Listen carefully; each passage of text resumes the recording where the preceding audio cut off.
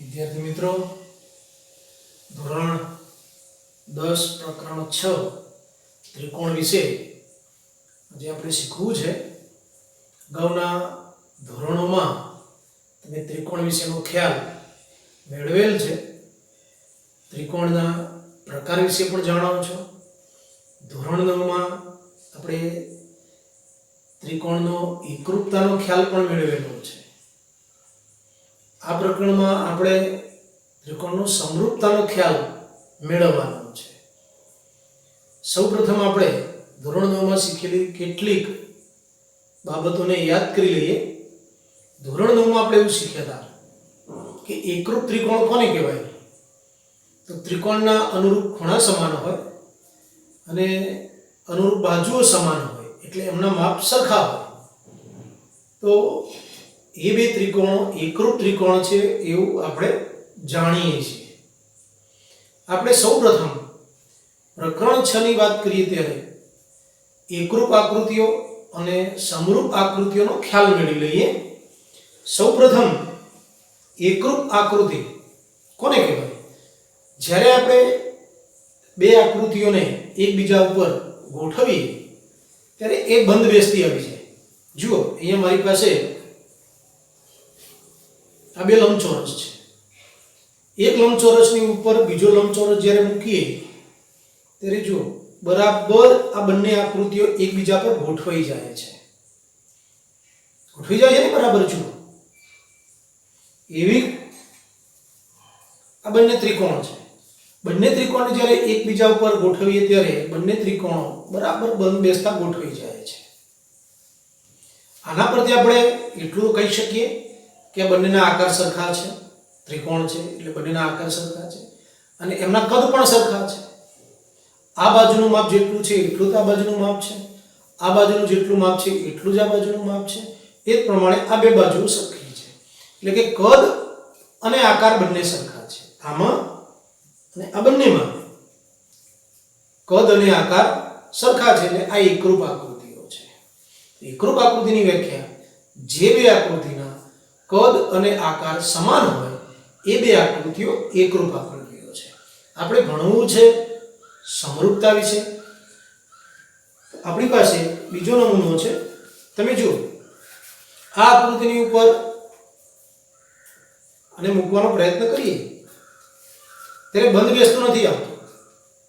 બંધ બેસતું નથી આવતું એટલે બંનેના આકાર સરખા છે, બંને લંબચોરસ છે, પણ કદ સરખા નથી. જુઓ, બંધ બેસતું ગોઠવાતું નથી એટલે આકાર સરખા છે પણ કદ સરખા નથી. તો જે બે આકૃતિઓના આકાર સરખા હોય પણ કદ સરખા ન હોય એ બે આકૃતિઓ સમરૂપ આકૃતિઓ છે. એ પ્રમાણે આગળ બીજી વાત કરીએ. જો બે ત્રિકોણો છે, આકાર બંનેના સરખા છે પણ કદ સરખા નથી, બંધ બેસતી ગોઠવાતી નથી, બંધ બેસતી ગોઠવાતી નથી, આ બે આકૃતિઓ સમરૂપ આકૃતિઓ છે. જો અહીંયા બે વર્તુળો છે, આને એકબીજા પર ગોઠવવાનો પ્રયત્ન કરીએ ત્યારે બંધ બેસતા ગોઠવાતા નથી. જો આકાર સરખા છે, બંને વર્તુળ છે, પણ કદ સરખા નથી, એટલે આ પણ સમરૂપ આકૃતિઓ છે. વિદ્યાર્થી મિત્રો, આપણે એટલું તો કહી શકીએ કે જો બે આકૃતિઓના કદ અને આકાર સમાન હોય તો તેમને એકરૂપ આકૃતિઓ કહીશું. સમરૂપ આકૃતિ જે બે આકૃતિઓના આકાર સરખા હોય, કદ સરખા ન હોય તેમને સમરૂપ આકૃતિઓ કહેવાય. અહીંયા સમરૂપ આકૃતિઓના કેટલાક ઉદાહરણ મૂકેલા છે, એને આપણે સમજવાનો પ્રયત્ન કરીએ. જો અહીંયા રેખાખંડ AB છે, અહીંયા રેખાખંડ XY છે. બંનેના આકાર સરખા છે, બંને રેખાખંડ છે એટલે આકાર સરખા છે, પણ કદ સરખા નથી. આની લંબાઈ કરતાં આની લંબાઈ વધારે છે એટલે કદ સરખા નથી, માટે આ સમરૂપ આકૃતિઓ છે. કોઈ પણ બે વર્તુળ, તમે કોઈ પણ બે વર્તુળ લો તો એ હંમેશા સમરૂપ જ હોય. જો બંનેના આકાર સરખા છે પણ કદ જુદા છે, આ નાનું વર્તુળ છે અને આ મોટું વર્તુળ છે, એટલે આની ત્રિજ્યા નાની છે, આની ત્રિજ્યા મોટી છે, એટલે કોઈ પણ બે વર્તુળ હંમેશા સમરૂપ વર્તુળ થાય. અહીંયા બે ચોરસ મૂકેલા છે, કોઈ પણ બે ચોરસ હંમેશા સમરૂપ થાય. જુઓ, ચોરસ, તો આ ચોરસ આકાર સરખો છે પણ આ ચોરસ લંબાઈમાં નાનો છે અને આ ચોરસની બાજુની લંબાઈ મોટી છે, એટલે એ પણ સમરૂપ આકૃતિઓ છે. કોઈ પણ બે સમભુજ ત્રિકોણ, હવે સમભુજ વિશે આપણે યાદ કરી લઈએ.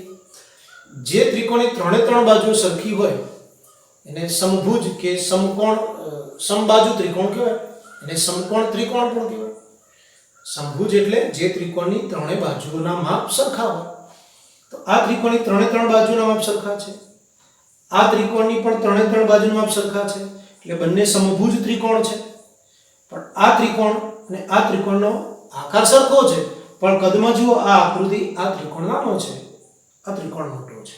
એટલે આકાર સરખા છે પણ કદ સરખા નથી, માટે એ સમરૂપ આકૃતિ છે. એમસીક્યુ પૂછાય છે પરીક્ષામાં કે કોઈ પણ બે સમરૂપ આકૃતિઓના ઉદાહરણ આપો, તો કોઈ પણ બે રેખાખંડ, કોઈ પણ બે વર્તુળ, કોઈ પણ બે ચોરસ, કોઈ પણ બે સમભુજ ત્રિકોણ આ સમરૂપ આકૃતિઓ છે. વિદ્યાર્થી મિત્રો, આપણે સમરૂપ બહુકોણ, હવે તમને સમરૂપનો તો ખ્યાલ આવી ગયો. આકાર સરખા હોય, કદ સરખા ન હોય એવી આકૃતિઓ સમરૂપ આકૃતિઓ છે. સમરૂપ બહુકોણ, સમાન બાજુવાળા બહુકોણ એવો બહુકોણ છે જેની બાજુઓ સરખી છે. બે શરતો બરાબર યાદ રાખશો કે અનુરૂપ ખૂણાઓ સમાન હોય.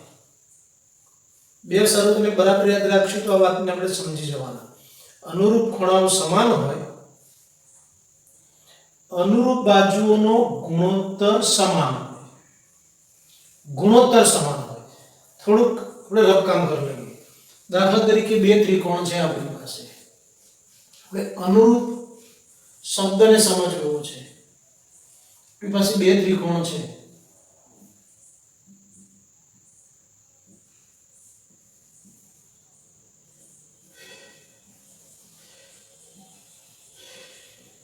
જો અનુરૂપ ખૂણાની વાત સમજી લઈએ.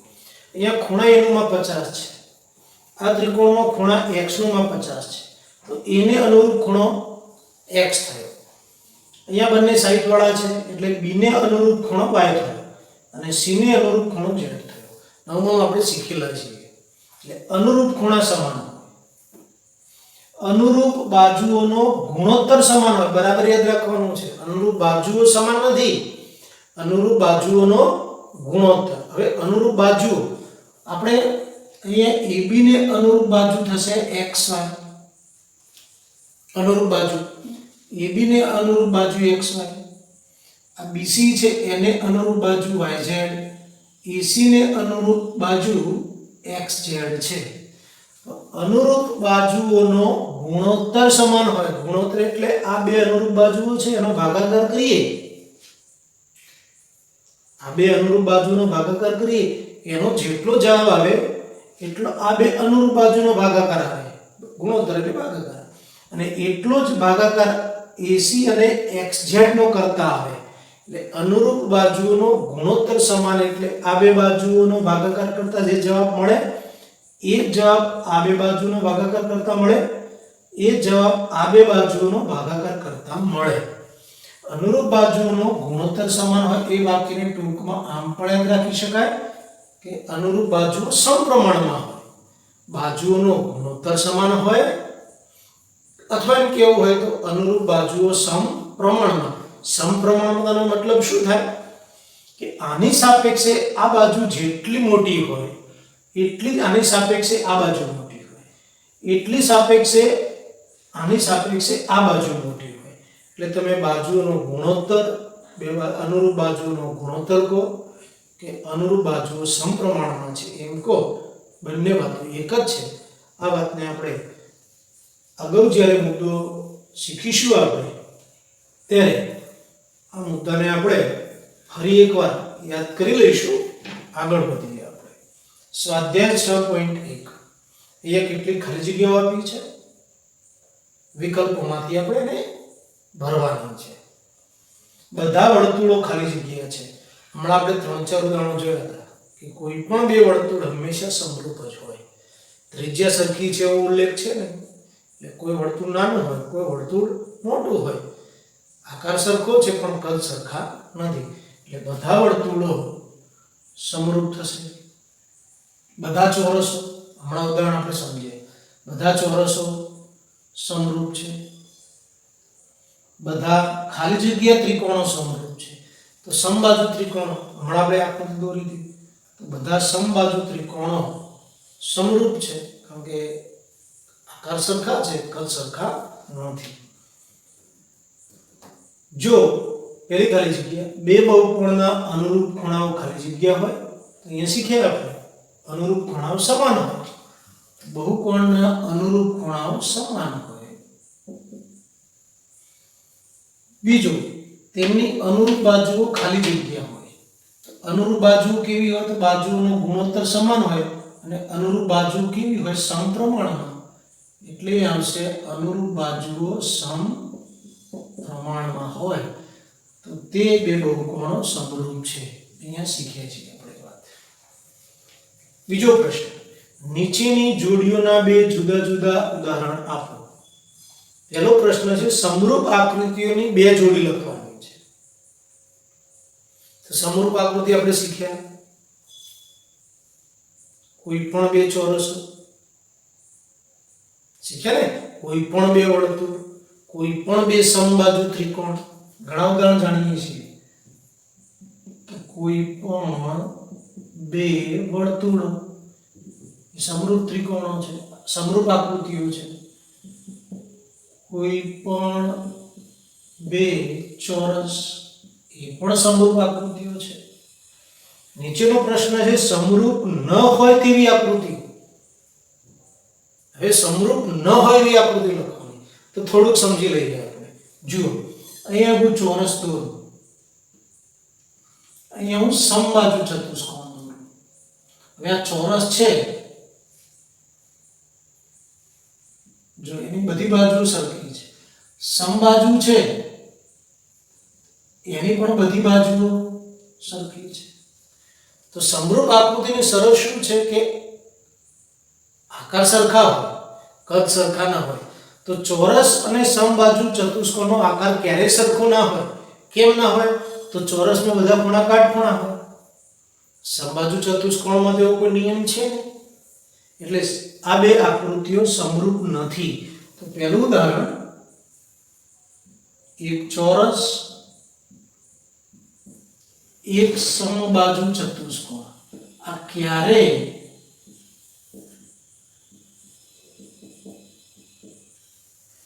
સમરૂપ ન હોય.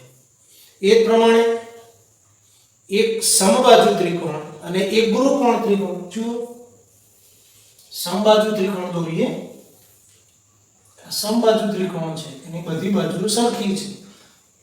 એક ગુરુકોણ ત્રિકોણ, જો આના આકાર સરખા નથી થતા, તો એક સમબાજુ ત્રિકોણ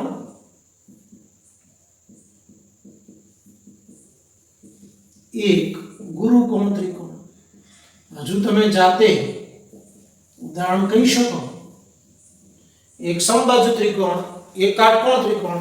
સમબાજુ ત્રિકોણ આ પ્રકારનો છે, કાટકોણ ત્રિકોણ આમ આવે. તો જો શરતનું પાલન થતું નથી, આકાર સરખા નથી. આકાર તો સરખા જ હોવા જોઈએ સમરૂપ આકૃતિમાં.